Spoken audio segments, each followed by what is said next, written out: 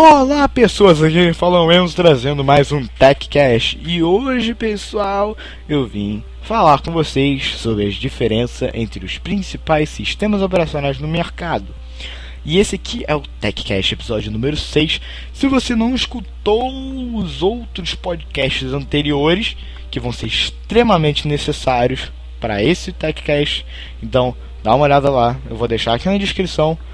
Vai lá dar uma olhada que é super importante, né?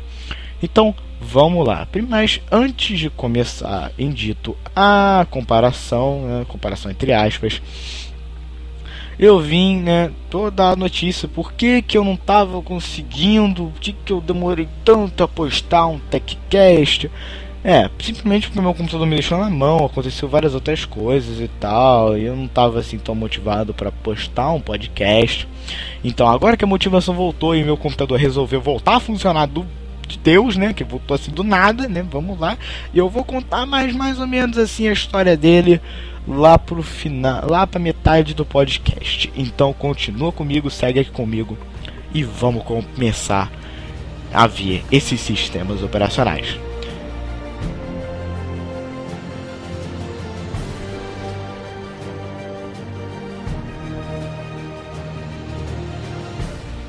Vamos lá, número 1, sistema operacional número 1, Windows, né? O sistema operacional mais conhecido entre todos os usuários.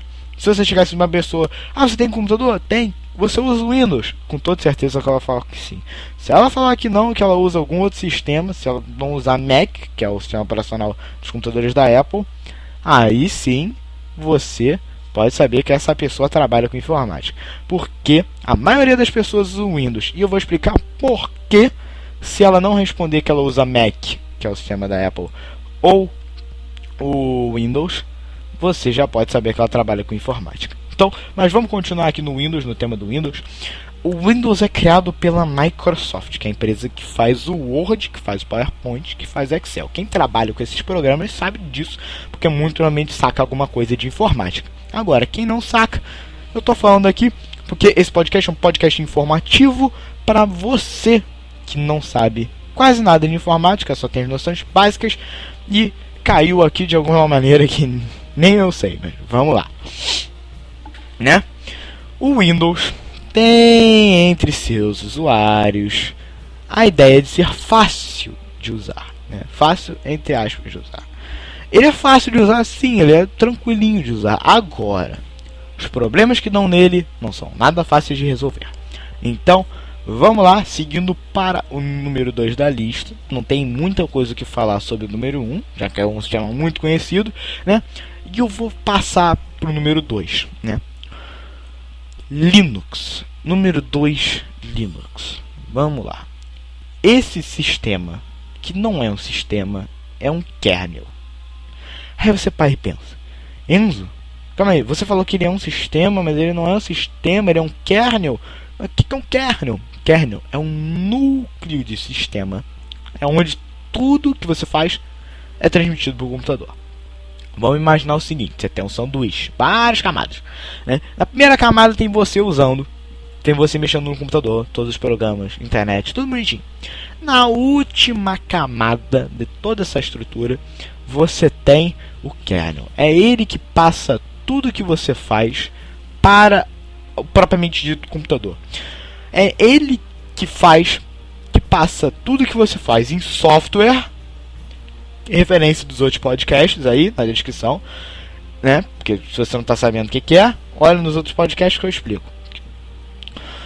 Passa tudo que você fez em software no computador para o hardware processar, para o hardware pensar, se comunicar.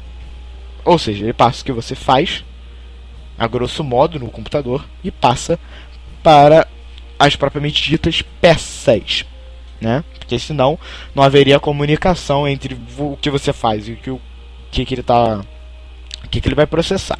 Então o kernel é literalmente o núcleo do sistema, é ele que vai passar tudo que você faz, para o computador.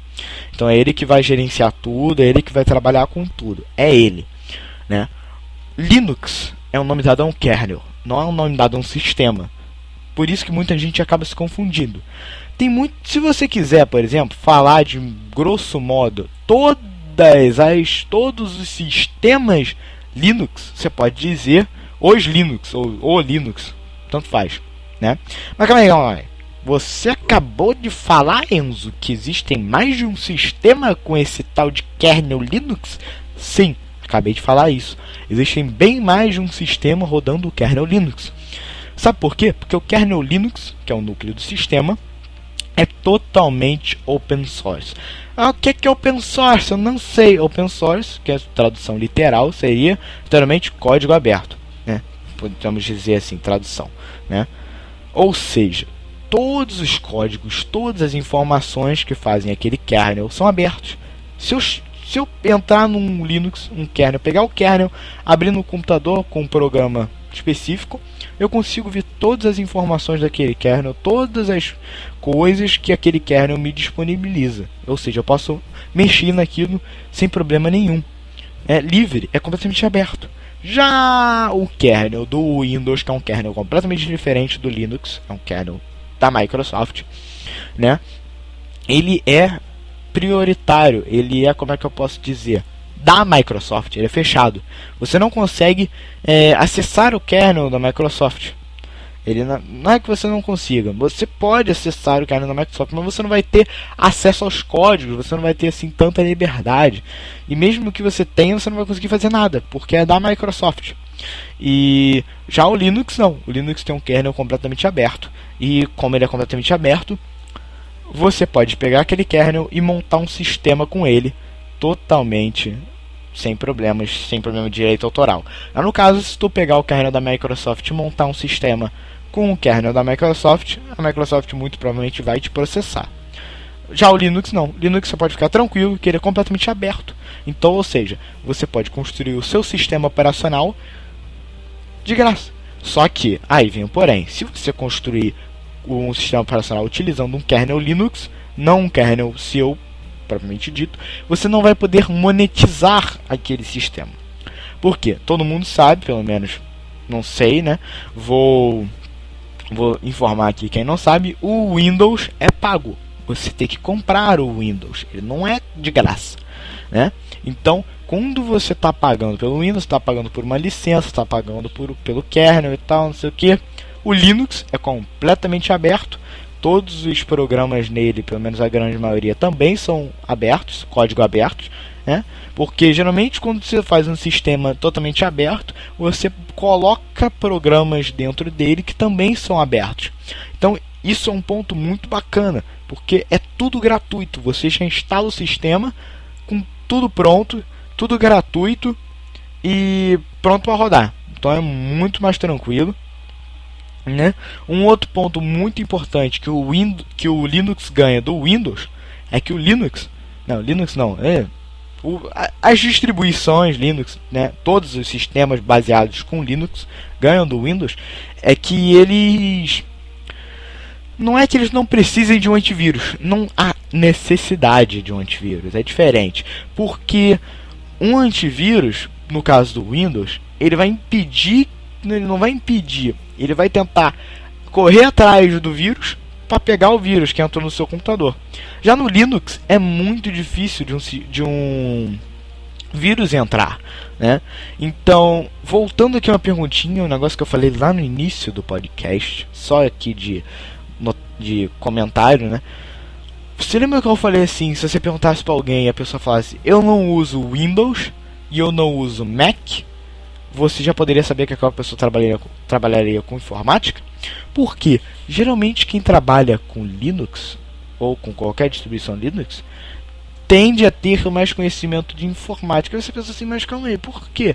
Porque tem muita gente que pensa, também, vou acabando aqui quebrar um tabu, tem muita gente que pensa que Linux é um sistema muito complicado de se mexer, é um negócio assim, que você vai ficar horas e horas para fazer alguma coisa. Não, não é, é um sistema super tranquilo, e esse podcast está sendo gravado utilizando a versão mais recente do Ubuntu, né, que é um sistema Linux, é um sistema baseado no kernel Linux, que é um ótimo sistema na minha opinião, mas existem trocentos outros sistemas, né, parecidos ou iguais a esses, e cada um é diferente, cada um tem a sua peculiaridade. Esse é o ponto do Linux.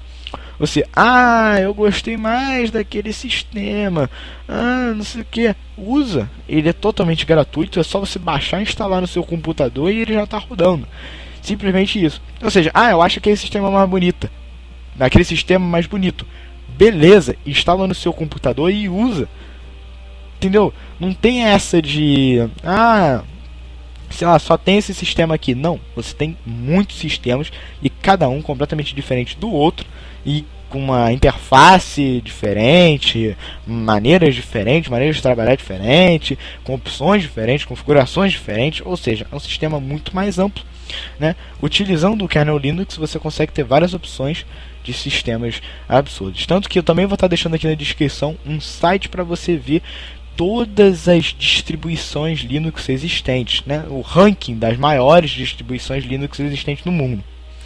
O que é um negócio muito legal. Mas não quer dizer que você precisa usar uma daquelas. Você pode usar qualquer distribuição Linux ou você mesmo pode tentar fazer a sua, se você tiver algum conhecimento de informática bastante avançado, né? Então, vamos lá, vamos continuar. Agora eu vou falar sobre o Mac OS X, né? O sistema operacional da Apple. Esse sistema operacional, como eu falei aqui, ele é um sistema operacional da Apple, que é uma das maiores empresas de informática também, de celular, de dispositivos de computador, né? Aí, como eu acabei de falar, ele é um sistema operacional da empresa Apple. Então, você já sabe que é um sistema operacional fechado.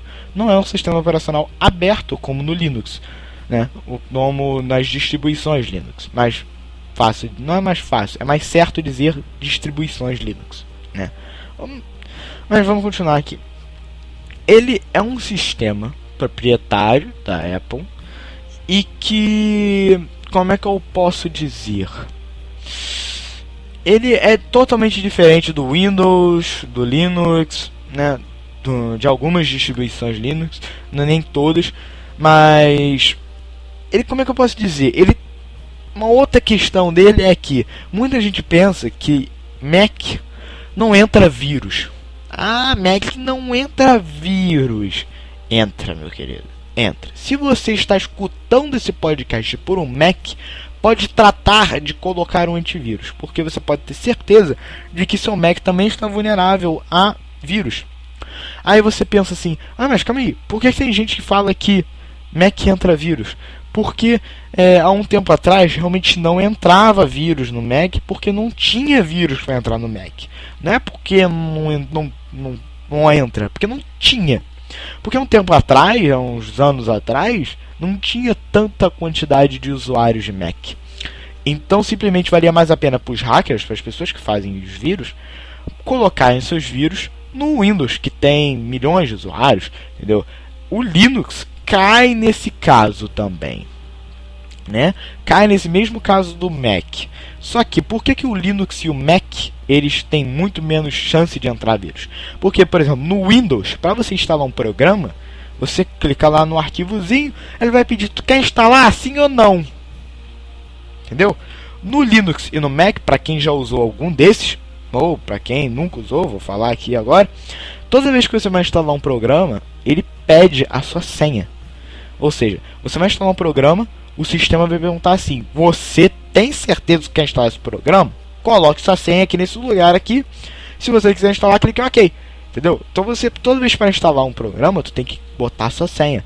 Então seria quase impossível para um vírus entrar no seu sistema porque ele não sabe sua senha.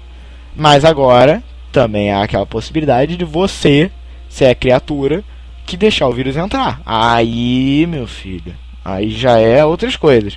Se você deixar o vírus entrar no seu PC, já são outros 500. Agora, no Windows também, se você não deixar o vírus entrar, não tem problema nenhum. Mas é muito complicado do vírus não entrar no seu computador.